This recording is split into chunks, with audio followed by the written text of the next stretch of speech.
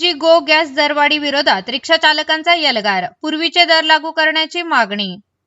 अहिल्यानगर प्रतिनिधी। अहिल्यानगर जिल्हा auto rickshaw व टॅक्सी चालक मालक संघटनांच्या वतीने LPG गो गॅसच्या वाढत्या दराविरोधात जिल्हाधिकारी कार्यालयावर मोर्चा काढून तीव्र निषेध नोंदविण्यात आला।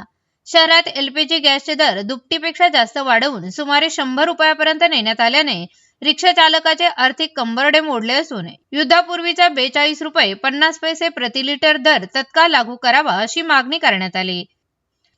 संघटनेच्या निवेदनात म्हटले आहे की फेब्रुवारी 2026 पूर्वी LPG गो गॅसचा दर 42.50 रुपये प्रति लिटर होता। मात्र इराण अमेरिका संघर्षानंतर दररोज दरवाढ होऊन आज ते 100 पार गेले आहेत।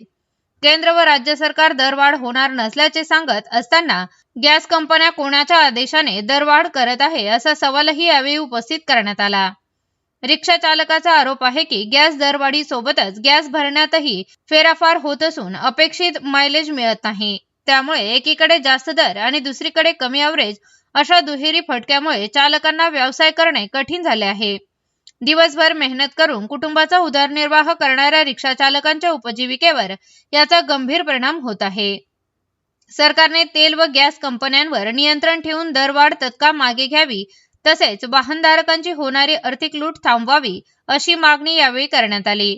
याशिवाय रिक्षा चालकांसाठी प्रभावी आणि स्वावलंबी कल्याणकारी मंडळ स्थापन करून त्यासाठी ठोस कायदेशीर तरतूद कराव्यात अशी ही मागणी संघटनेने केली आहे। राज्य शासनाने रिक्षा टॅक्सी कल्याणकारी मंडळाची घोषणा केली असली तरी त्यासाठी आवश्यक नियम व निधीची तरतूद अद्याप केलेली नाही। तसेच सभासद नोंदणीसाठी सक्ती केली जात असल्याचा आरोप करूनही सक्ती तत्काळ थांबवावी अशी मागणी करण्यात आली। या मोर्चात संघटनेचे जिल्हा अध्यक्ष अविनाश तात्या घुले, उपाध्यक्ष दत्ताभाऊ वामन, कार्याध्यक्ष विलास कराळे पाटील, सरचिटणीस अशोक औशीकर, लतीफ शेख, गणेश आटोळे, नासिर खान, सुधाकर साळवे यांच्यासह मोठ्या संख्येने रिक्षा चालक सहभागी झाले होते। आज आम्ही आमच्या रिक्षा संघटनेच्या वतीने आज कलेक्टर साहेबांच्या इथं जी रिक्षामध्ये जे गॅस भरला जातो त्याची जी दरवाढ आहे, मनमानी दरवाढ आहे, त्याच्या विरोधात आम्ही इथं निवेदन देण्यासाठी सर्व रिक्षा चालक असतील, संघटनेचे पदाधिकारी असतील, सर्वजण इथं त्यांना निवेदन दिलं।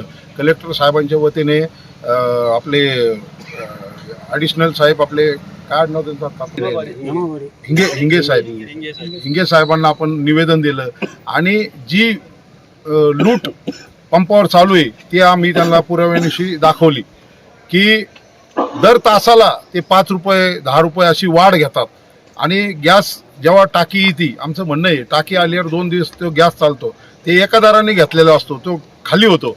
मग तुम्ही तो गॅस घेतल्यानंतर दरवाढ करायचा तुम्हाला काय अधिकार आहे? आणि आमचं म्हणणं आहे जी दरवाढ केली ती शासन नियंत्रित असावी। आता इथं असं दाखवलं की जे बडे मॅडम आहेत जिल्हा पुरवठा अधिकारी, त्यांचं म्हणणं आहे की आपलं प्रशासनाचं त्यांच्यावर नियंत्रण नाही, ते दरवाढ ते कंपन्या ठरवतात। तर ही लूटच आहे ना। की आमचं म्हणणं आहे जिल्हाधिकारी साहेब इथं कलेक्टर म्हणजे जिल्ह्याचे बॉस आहेत, त्यांचं नियंत्रण राहिलं पाहिजे। आज जसं आपण बाकीच्या गॅसच्या घरगुती गॅसच्या टाक्या असतील, प्रायव्हेट आपल्या कमर्शियल गॅसच्या त्याच्यावर जसे आपण आज हॉटेलमध्ये जाऊन इकडं तिकडं कारवाई करतो त्याप्रमाणे याच्यावर सुद्धा कारवाई, कारण मोठ्या संख्येने रिक्षा चालक आहे। आज गोरगरीब त्यांचे उदरनिर्वाह सगळा रिक्षा चालवण्यावर आहे आणि जर असे 42 रुपये 50 पैसे आता काही महिन्यापूर्वी रेट होता, आज तो जवळजवळ 100 रुपये, आज तर काही जण म्हणतात 120 रुपये झाला। तर हे म्हणजे इतका अन्याय रिक्षावाल्यांवर आहे तर आज त्यांचे उदरनिर्वाह म्हणजे घर चालवणं सुद्धा मुश्किल झालेलं आहे। त्याच्यासाठी आम्ही तातडीने सर्व आज प्राथमिक स्वरूपात आम्ही एवढे लोक आलेलो आहे।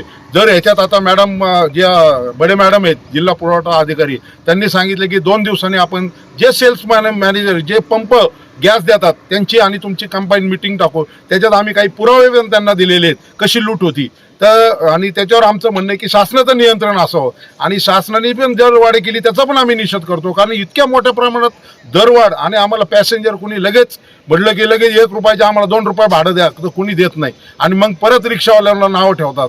तर आपणच जर हे प्रशासनाने त्याच्यावर नियंत्रण आणलं आणि व्यवस्थितपणे गॅस या रिक्षा चालकांना उपलब्ध करून दिला तर निश्चितच गैरसोय, नागरिकांची गैरसोय होणार नाही, कोणाचीच गैरसोय होणार नाही, एवढंच माझं। आणि जर हे 2-3 दिवसात जर याच्यावर निर्णय नाही झाला तर पूर्ण नगर शहरामध्ये जेवढे रिक्षावाले आहेत सगळे आम्ही इथून भव्य म्हणजे एकदम उग्र प्रकारचं आम्ही आंदोलन करू, कारण आज आमच्या पोटावर पाय पाडण्याचा प्रकार झालेला आहे आणि लूट चाललेली. ही लूट कुठंतरी आमची थांबवा, या भावना आपण शासनापर्यंत पोहोचवाव्या, एवढंच मी सांगतो.